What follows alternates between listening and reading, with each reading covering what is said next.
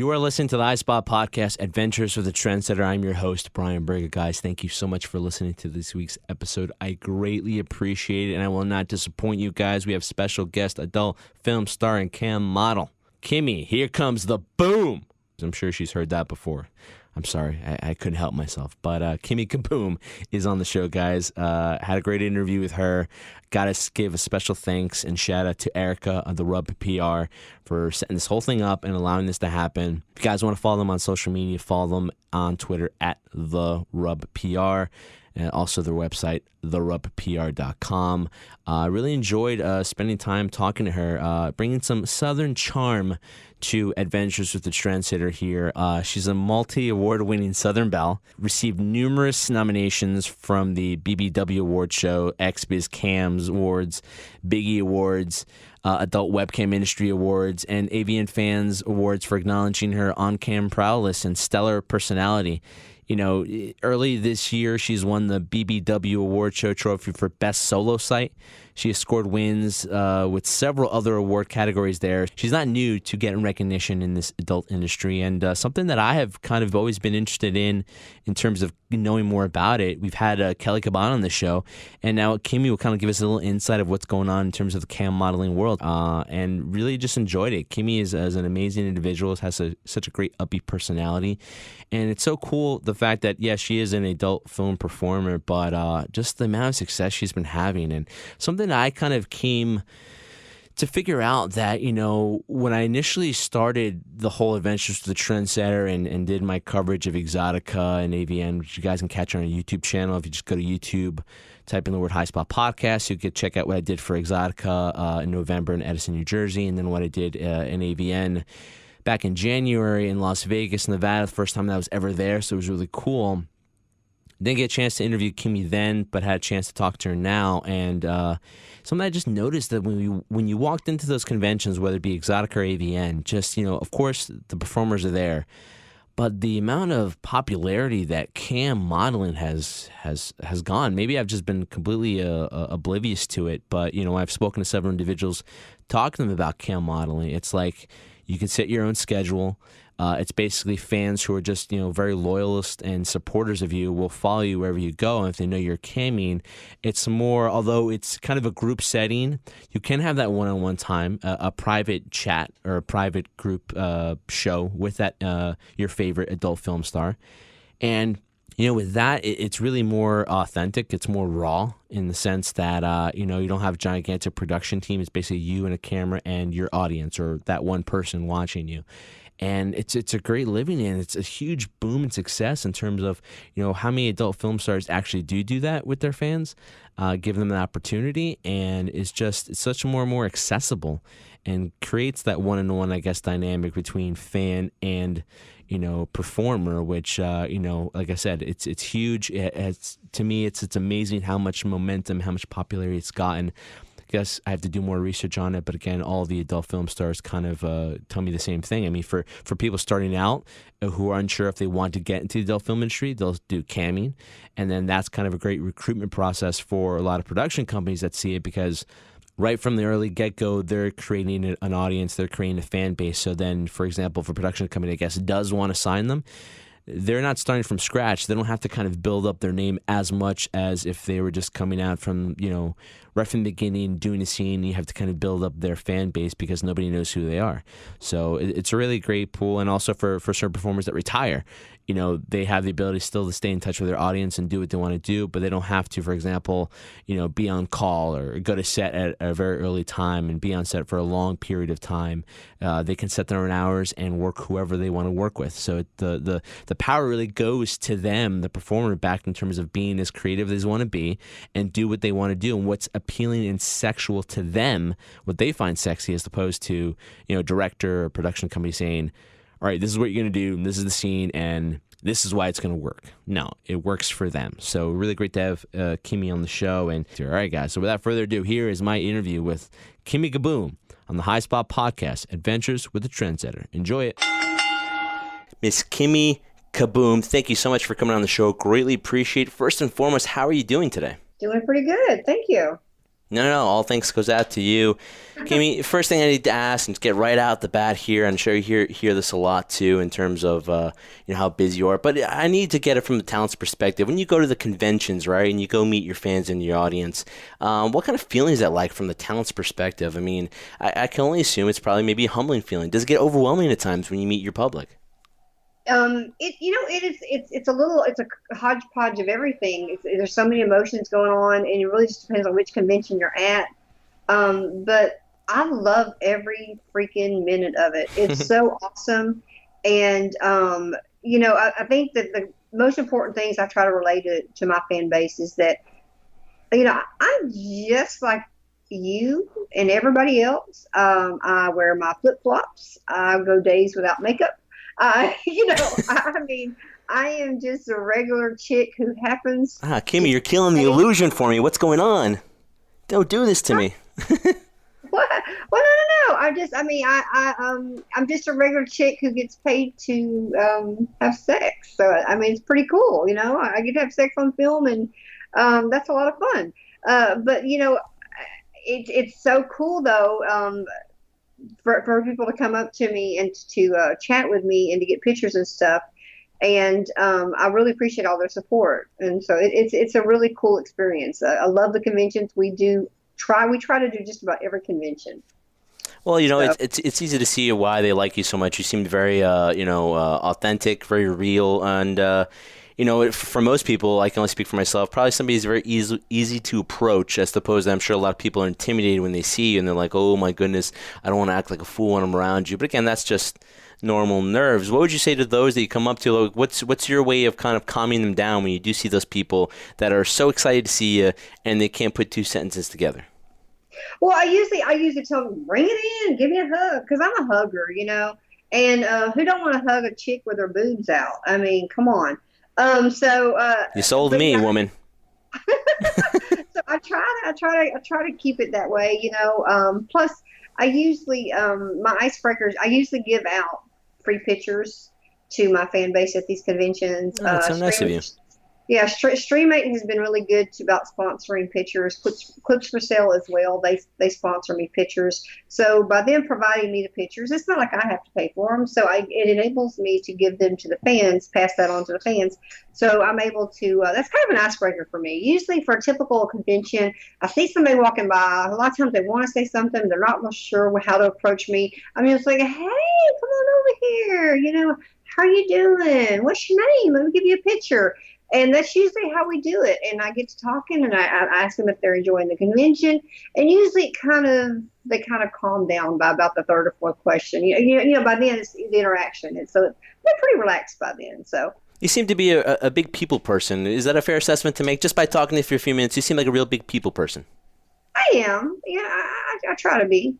And manners are also very important to you. That's why you are a Southern Belle. So, guys, when you do see her say hello, thank you, excuse me, manners go a long way, because I don't believe chivalry is dead by any stretch of the imagination. No, it's not. It is not. You should always say please and thank you. You should always be polite to people. You should and also in that same token, as you have the ones that are very timid that come up to you, you also have those that are not very timid.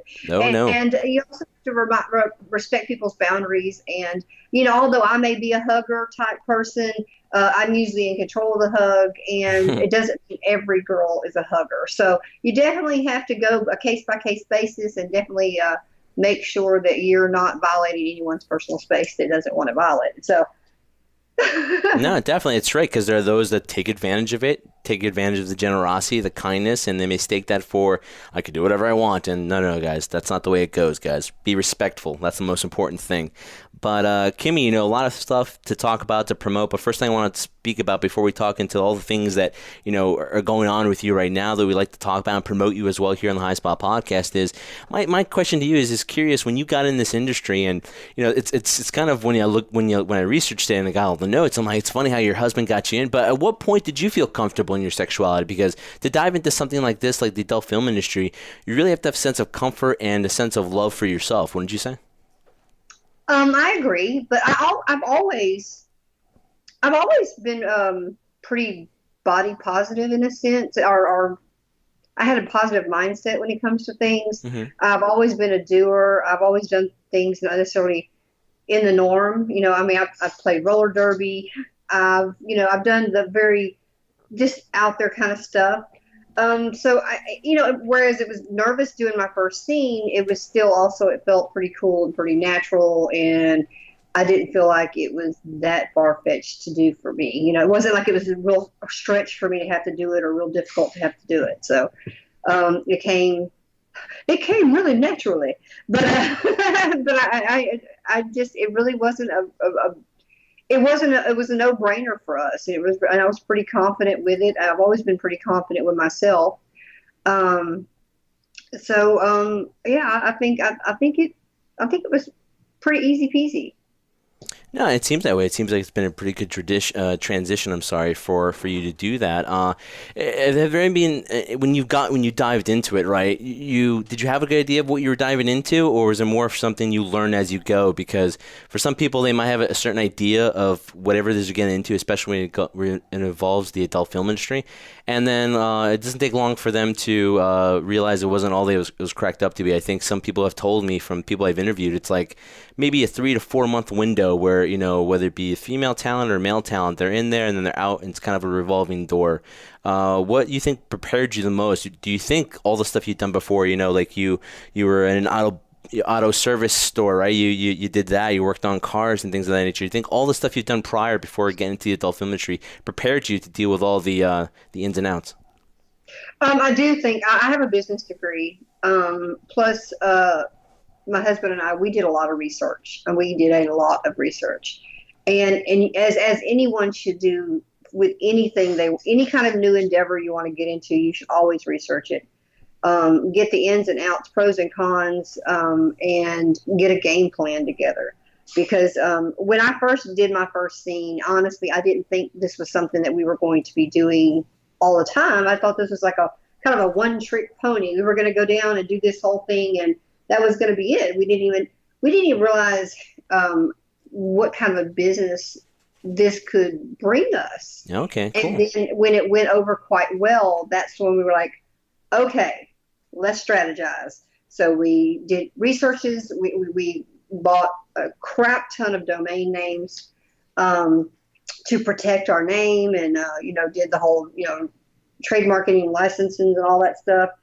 We really entered into it as a business, and we set forth a game plan, and we really do try to create that atmosphere of working together and making the whole plan together and longevity wise. We wanted to stretch it out. We didn't want to be that 3-month person. There's still things I haven't done, and I haven't done it intentionally because we are trying to create some type of longevity in the career that I have. So I just didn't want to come into it and just like do anything and everyone and all of it within, like you said, the first 3 months, and then I'm done. Yeah, no, it's true, because I've spoken to a lot of female talent, and usually it always depends on the person you're talking to, obviously. But they always tell me, when it comes to longevity, and I've spoken to them of, I'm a novice at heart. I do know about the industry, I do know the names of it, but again, in terms of the business aspect, it's something that I'm still learning about. And I would ask certain individuals about what you just spoke about, pacing yourself, and do you do things, and do you wait a certain time has passed until your fans can see it, so you kind of create that longevity that you're talking about? Is part of that also not just from a business standpoint, but it's also part of a, for example, personal standpoint, that you wouldn't do something just because it makes good business sense? You would have to be, personally want to do it yourself. I think, but that's without a doubt. I mean, definitely have a big no list of things I might say I don't want to do or not do, or I'm not at this time open to doing. But yeah, I would never do anything, no matter what it was for, business-wise or not, if I didn't want to do it. And my husband and I, we discuss everything. I look at it this way. Me and my husband are a partnership, and when I first got into it, we talked. You definitely have to have a strong relationship and open communication with your partner before you get into a business like this. Oh yeah. So I asked him. I said, "So what are you thinking here? What's your game?" He said, I just want your kisses. I would like you to save the kisses for me." Oh. And And I agreed with him. We both kind of came up with that, so that's one of my biggest rules is I don't kiss another male talent other than my husband, because those are my kisses and those are his kisses. So Same thing for female talent do you work with? Well, I kiss a female now. Come on now. Okay, I'm just checking, because sometimes that rule, could be misconstrued sometimes. Kissing, all right, so am I doing that for the male or the female? So hey, just double check in there. I think that's a very nice rule you two have. He kissing other chicks, pretty hot to my husband. So hey, I'm pretty lucky though. He's No. Wait one second. I'd say he's the lucky one. Yeah, well, we're both pretty lucky. You make sure you remind him of that. Well, we're pretty lucky. I think we have a pretty awesome team. And I say it all the time. There is so much to do, and I imagine as with your show, there's so much that goes into it that people don't see, the post-production side of things, the pre-production side of things, and just finding, people to interview. And there's a big process. So for us, there's so much stuff that people don't see, and they don't realize how many hours go into to making, Kimmie KaBoom and KimmieKaBoom.com and all that. So there's a lot that goes into it. But what's so great about it is you're actually going in there with a partner. Sometimes, with any talent, whether it be male or female, they're going in alone, so they're trying to, they're testing the waters by themselves. They have nobody to turn to. You have your husband, and your husband has you. So it's great to bounce ideas off each other and have, like you said, that strong partnership. It's great, especially in any industry, because in any industry, everybody's trying to manipulate. Everybody's trying to tell you, no, you're wrong, do this, do that. So it's nice that you're going in with a partner that you trust completely, because otherwise, like most talent in any industry, you could be left to be taken advantage of. Now, within this business and all that you've done, you've been put up for numerous nominations of awards: the BBW Awards Show, the XBIZ Cam Awards Show for your cam shows you do on your website, the Biggie Awards, Adult Cam Industry Awards, AVN Fan Awards. I mean, it's funny when I interview talent and talk to them, because I always kind of think, from the fans' perspective at least, wow, how cool must it be for all this stuff? But I can only assume that you're not doing this for that. I mean, what type of feeling do you get when you do get that recognition from your peers? I really appreciate it, because they take the time to nominate me and vote for me. So I do very much appreciate it. It lets me know that they appreciate my work and appreciate what I do. So there is that part of it. It just kind of like, oh, thanks. Y'all get it. Y'all appreciate it. I appreciate that. So that's what I get out of the awards and all that kind of thing. When I get nominated for stuff like that, or I get recognition for something, that makes me feel good. I mean, just as something as simple as being on cam and somebody coming into my room like, oh my God, I saw that video you did with so-and-so, and that was freaking awesome, or whatever, that's pretty cool too. So yeah, it must be. I mean, for all intents and purposes, I don't think for most people, you don't look at it in terms of validation, do you? I mean, you don't need that to validate the fact that you feel you've made the right step in this career that you've dived into. No. It's not a requirement. Well, Kimmie, let's talk about all the new stuff that's coming out right now. I mean, you have two new DVDs that are out right now, called Scale Busting Babes 68 and Sensational Videos Busting Moms. I mean, when it comes to doing these productions, I know most people get the conception that, oh wow, it's so exciting, it must be so fun, but it's a lot of hard work that goes into doing these scenes, correct? Yeah, that is very correct. Usually takes about a day to get 2 good scenes out. So, and it is not like an 8-hour day. It's like sometimes it could be up to 12 hours. Wow. I mean, from your perspective and your experience, what do you think is the driving force for having that good chemistry with somebody? Is it more just, do you regularly use somebody? Is your husband getting involved in it? I mean, what would be the steps you would think that creates good chemistry on camera? Generally, I look at performers and see some of their work, see how they are. I know a lot of them through the industry, and so in a sense, I'm able to actually coordinate to where I can kind of know who I'm working with before it all happens, so that way I kind of know. And then obviously there's some I've actually worked with quite a few times, so obviously we have a bit of a rapport with one another, and we just kind of know what works. And, male talents, they really have, I say it all the time, male talents really have the hardest job, because, they have to make us look good, so they really make sure that keep us in the positive, like in the good light, and make sure everything is in frame and all that, saying they kind of keep us in they really keep us in the right, I guess, the right way. They make us look really good on film. And plus they have to do all that and, keep hard on too. So, yeah, that's not easy. They have a lot of pressure there. No, it does. It's a lot of pressure. I give so much respect to the male talent as well. But again, it takes two to tango, right? So it takes two to make a good scene. Kimmie, be honest with me when I ask you this question. How stressful is it to make these appearances at these conventions? Because it's easy for me as a fan, or like what I'm doing, for example, when I go down there to try to interview talent or try to cover the event. It's stressful for me in terms of what I have to pack. I have to make sure I have my camera, my batteries. I have to double check, triple check everything. And I'm only taking like maybe one suitcase with me because I don't want to check my bag. How stressful and how much planning goes into an event? I mean, how much do you have to know ahead of time before an event you're going to, let's say a convention? Do you start prepping everything to get everything ready? Because you have to bring a lot of stuff with you, right? Oh, yes, because usually at these conventions I'm also working. Like when we were in Vegas for AVN. We were in Vegas for AVN. Oh, and I missed you. Damn it. It was the first time it was the first time I ever went to AVN, and it was like literally like it was crazy. And you're definitely somebody that I wanted to reach out to. And where were you located the entire time, or did you go from booth to booth? No. I was at the Clips for Sale booth. And it's definitely AVN's a mind fuck. I mean, there's just so much going on, and it's just ridiculous, unbelievable. It was phenomenal. But for me, up until like a month before we go, I have like my little trip pile. Like, okay, I'm gonna take that one. I'll take that. So I have these little piles in my camera room. Like, that's gonna go. That's gonna go. And then like right before a couple of 3 days before we go, I actually try to start packing everything up and getting everything together. And thank God my husband's a light packer, because I count on like an extra 10 or 15 pounds out of his suitcase.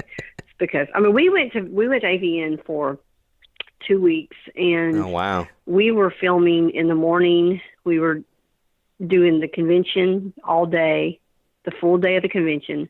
We were filming at night, and that was like rinse and repeat, because we also went to Nexon too. Mm-hmm. So we did the pre-AVN, the Internex show before AVN. So we had, it was like bam, bam, bam. So we were pretty, by the time it was over with, we were like, okay, we need vitamin C and a bed. Oh my goodness, exhausted. Yeah. But yeah, it was full throttle the whole time. I think the biggest stressor for me for these conventions is putting my eyelashes on. Oh, really? Because I have to get up early and have my coffee and fix my hair and put my eyelashes on. I think that's my stressor right there. God bless you, Kimmie, for that. Keeping up with my Sharpie, those things. Oh, yeah. I mean, I think, most fans might take for granted, although they're there and you're there to obviously show your appreciation to them at AVN. Guys have to show more respect for the fact that you guys go through a lot to get prepared for something like that. It's not that you guys can just show up. I mean, if it was that easy, it'd be great. You guys show up all glammed up, and it's easy as that. But no, a lot of work goes into doing that. Kimmie, when it comes to your website, KimmieKaBoom.com, you do a lot of camming on there as well. I'm fairly new to the whole camming thing. I do understand it. I get an understanding of it. But just like, for example, when you mentioned how you got into the business, you did so much research. Doing research on camming, too, it just seems to be so many platforms out there to do it. What gave you the decision to kind of want to do a platform just basically on your own? Is it more, for example, similar to kind of just owning your own content? Was that what you wanted to do? Well, I mean, I'm pretty fortunate because I actually do cam with StreamMate, which is an independent company. Oh, okay. But for my website, I have teamed up with VNA Live, where they are integrated into my website. So whenever you join KimmieKaBoom.com, you also have the luxury of not only seeing my weekly free cam show, you also get to see about 100 other cam shows a month too. Mm-hmm. So we teamed up with them and got with the VNA network. So you get to see like Sarah J, and you get to see Maria Moore, and, Sam 38G, and just the names are just endless. Rita Daniels, just endless amounts of women on there. And but as far as when I first started getting into the camming itself, I asked other talent, like, you know, what their feedback on it was. I went to a lot of forums, and then also did trial and error. I started at one. If it didn't work out, I went to another. So it was just, I found my fit. So I mean, whereas I kind of every now and then I spontaneously cam on other sites, but StreamMate is pretty much my home site. I am I do pre-planned shows at NexoCams. And I do offer my members discounted shows through my website as well. So. Oh, very nice. Now, for somebody like me, I'm brand new. Say I were to join KimmieKaBoom.com and see a show. What should I, from somebody who's never seen one of yours, should be expecting? For the cam show that I do weekly, it's basically my first few minutes. We're kind of saying hey to everybody, just kind of seeing how everybody's week was, because we're like a little family. We see each other every week, every Sunday. So we all kind of play catch up. I tell everybody what's going on. Then I usually have my boobs out. Say the first 15 minutes, I'll usually have my boobs out, and we'll just kind of still talk casually. We kind of see how the show glides, and then from there, it progressively gets a little bit more hardcore from there. So, toys are involved, some days. Like this last show I did Sunday was a little bit more softcore, a little more laid back, and I did oily tits. So, I oiled up my tits really nice and slippery, and, it was just kind of a chill show, So it's a really informal cam show, we don't get too crazy, but, we have a good time. And everyone has the opportunity, like if you remember my website, you could log on to KimmieKaBoom.com. You could go to the cam shows and you could log in with me. You could set up your little camera on your laptop, and you can actually turn it on, and you can stroke for me right there. I can watch you, and it's a really cool cam to cam experience. Okay, so besides group, it's also one-on-one too. You can do it with somebody else one-on-one. If they're comfortable enough, they can cam back and forth with you. Yeah, no, it's not really one-on-one. Everybody can kind of see, but you can block out cams. So you can block out cams. So there's times when it's like a dickapalooza. I have like 8 or 9 cocks showing on my screen. But if anyone that's in that room doesn't want to see anybody else, they can just black out the screen. It's no big deal. Okay, and they communicate with you via typing back and forth with you, right? All right, nice. That's awesome. And when it comes to the shows you do, like you said, sometimes it could lead to hardcore a little bit. Sometimes, like you said, like on Sunday, it was a little bit more softer, doing with oil on the boobs and things like that. Do you ever run into the scenario where you feel like, I might run out of ideas, or is it just like there's a huge amount of things you can do basically with the show? No.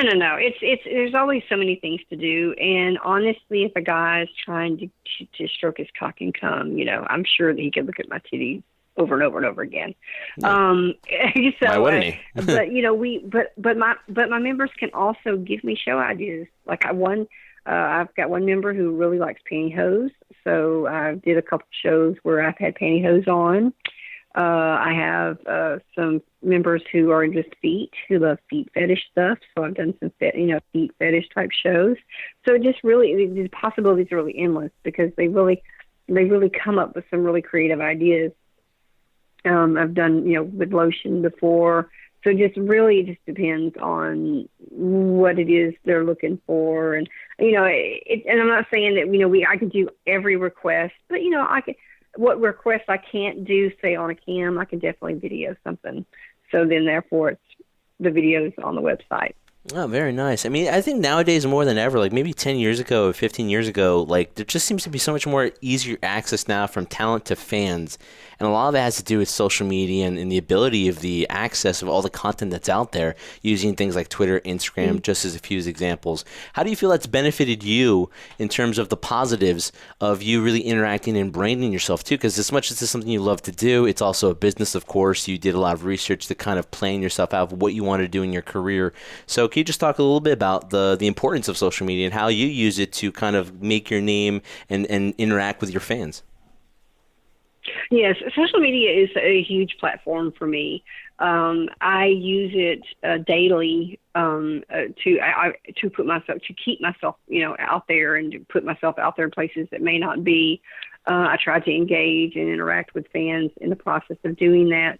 But it is a very time consuming, but it's also Yes. a very beneficial benefactor of bringing new members to my website and kind of keeping my name out there.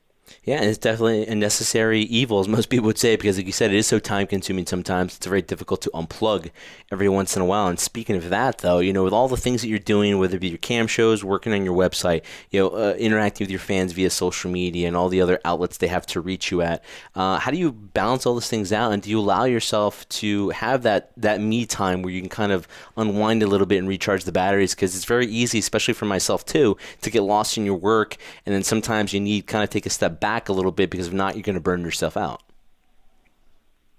Yeah, we we take 1 week off a year. God bless and you. go on a cruise. That is our disconnect. Our 1 week a year is our disconnect from we try. It's been very effective up until last year. Last year when we were on the cruise, it was like our first day. We're all on the Lido deck, and we had people come up to us and go, "Hey, aren't you?" Oh man. And we're like, okay, yeah, we are. Just, if you don't mind though, this is kind of a little vacation time. If you will let us enjoy our vacation at the end of this trip, I promise you, I'll hook you up with some stuff, and because I always carry a promo bag now, because it's become a little bit more often than it happens.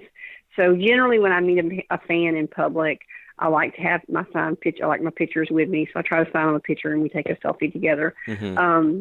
Because just so they have a little Kimmie KaBoom to take home. But is that kind of a positive and a negative sometimes, that you do get recognized now at places? For example, you're on a cruise, you're on vacation with your husband, you want to kind of enjoy a little alone time with him and me time, and that does happen.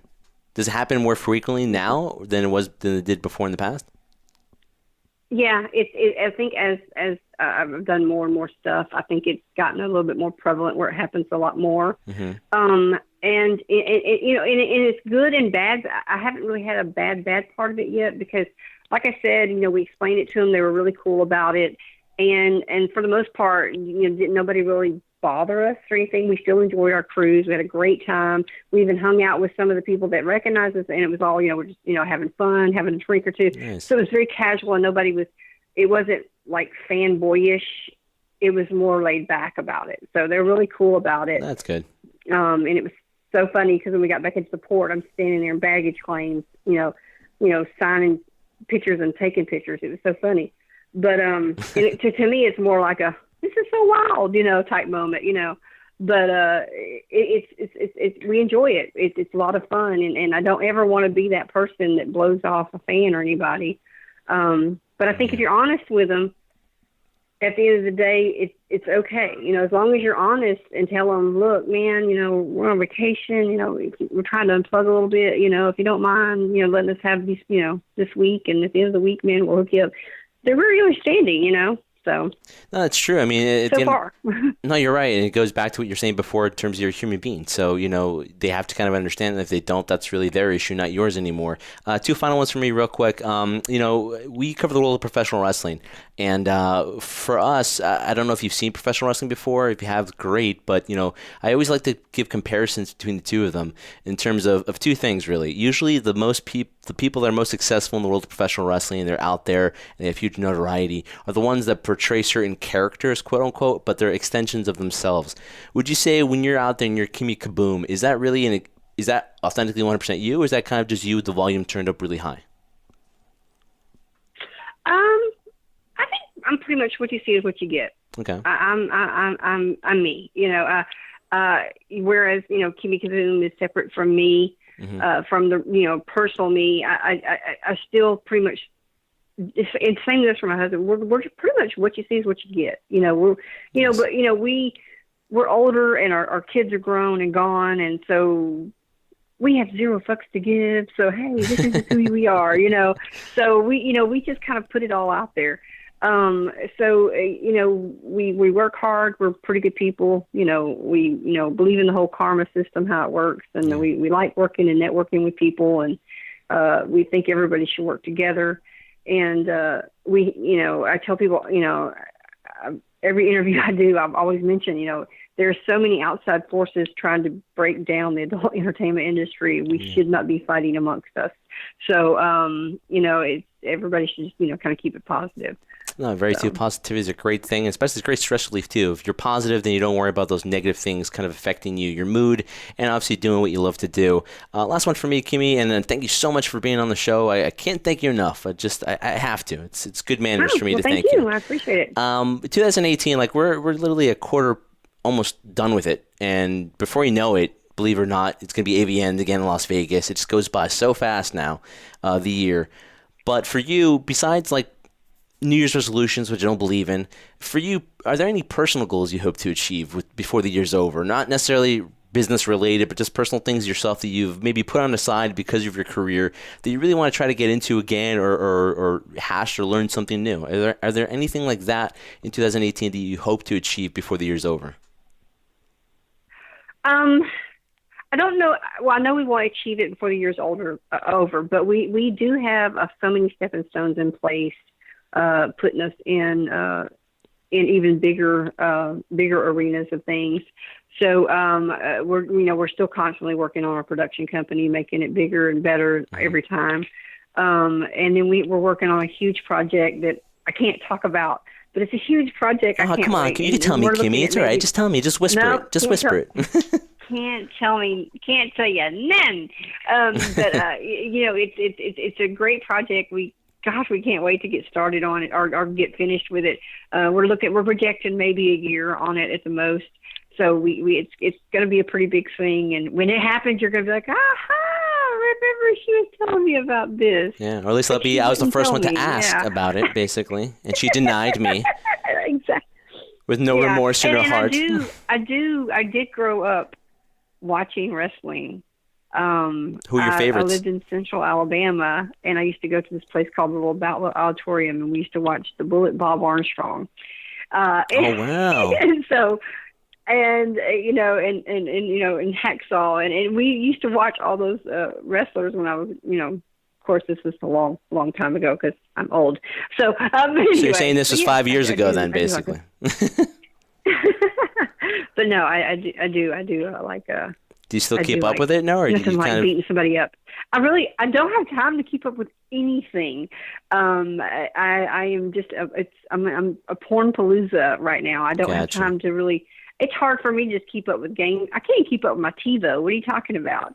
I have so much stuff recorded on the TiVo, and this is how we watch. This is how we watch our shows. They're all TiVo'd. It's like we go back and we're like 2 seasons behind on everything because we don't really have a whole lot of time to watch TV. So I get it. I get it, definitely. Are you going to, you said you go to all the conventions, you're going to the Exotica events, the ones in Miami and the one in New Jersey as well? Yes, we will. I will actually be at Chicago, I will be at Miami, and I will be at New Jersey Exotica. All right, well, here's the thing. And I will be at FetCon. Oh, yes, that too. Here's the thing, though. You just said you haven't watched it again. If, by any chance, there is a wrestling event in the metropolitan area at the time that you're coming to Edison, New Jersey, no excuses. You got to go to one. We will force you. The Jersey Rant crew will force you to go to a wrestling event and say, this is what you're missing out on, Kimmie. Come on. You got to watch it again. Right. I know that there's some in Pensacola, and I really would like to see some of them that come in with Pensacola. It's just, life is so crazy, It is. But you're doing you. Dust off a few things off my plate. So, Kimmie. But yeah, I think that'd be awesome. I should definitely. I myself should get in the ring with somebody. I'm just saying. Hey, I would. Boom girl, and just like. I would pay to see that. I'm sure if some of your shows were wrestling related, you get a lot more fans. I'm just saying there. That, I've actually done some grappling videos and some boxing videos. So it's pretty cool. No, but I'm saying like dressing up in stuff. like certain gimmicks and costumes to like the current day, like WWE or like wrestling. You know, it's something I noticed about AVN when I went down there. You had a lot of pro wrestling fans out there. So like like they're kind of one and the same. Like they're both very loyal, just as you know the fans in the adult film industry are loyal to you guys. Fans in professional wrestling are loyal to their favorites as well. So I could see a nice little mix there in between, which we're kind of doing on this show. But again, Kimmie KaBoom, guys. If you guys want to check her out on our website, KimmieKaBoom.com. I definitely will check that as well. If you guys want to follow her on social media, you guys can follow her on Twitter at the Kimmie KaBoom and on Instagram at _Kimmie KaBoom, all one word. Love the name though. Every time I think about it, like here comes the boom, here comes Kimmie KaBoom. That could be a good wrestling name right there. That's like a wrestling name right there, Kimmie KaBoom. See? It is. See? I know. See, it's like in your subconscious, you were thinking wrestling. Yeah, in your subconscious, you were thinking wrestling when you came up with the name. So you're already one step ahead than everybody else. But Kimmie, I greatly appreciate your time. It's been a pleasure to speak to you. Thank you. I appreciate you having me on your show, and I'm we're all teamwork here. So we're all teamwork. I was having a crummy day, and you just made it better. So thank you so much, Kimmie. I greatly appreciate it. And hope to see you down at Exotica in New Jersey. If they give me a press pass, for God's sakes, I've been waiting for one. You better. I definitely will go down there, and we'd love to meet you and give you a huge hug for thanking you for being on the show. All right. All right. Take care, Kimmie. Thank you. And a special thanks goes out to Kimmie KaBoom. If you guys want to follow her on social media, you guys can follow her on Twitter at Kimmie KaBoom, as well as Instagram as well. It would be at _Kimmie KaBoom. And visit her website, KimmieKaBoom.com, guys, for all the latest content out there. And again, that one-on-one interaction with her, especially on her website and all of her cam shows as well. So again, special thanks goes out also to the Rub PR. You guys want to follow them on Twitter, Instagram at the Rub PR, also their website, therubpr.com. Shout out to Erica. Thank you so much for letting this happen. And guys, I thank you so much for listening to Adventures of the Trendsetter. If you like what I do here, you also love what I do. Every Friday, we post out an episode with my tag team partner, Jeff Martin, on the High Spot Podcast, talking about the world of professional wrestling and entertainment. You guys can follow us on Facebook. Like us there. Follow us on Twitter, Instagram, Snapchat. Visit our website, highspotpodcast.com.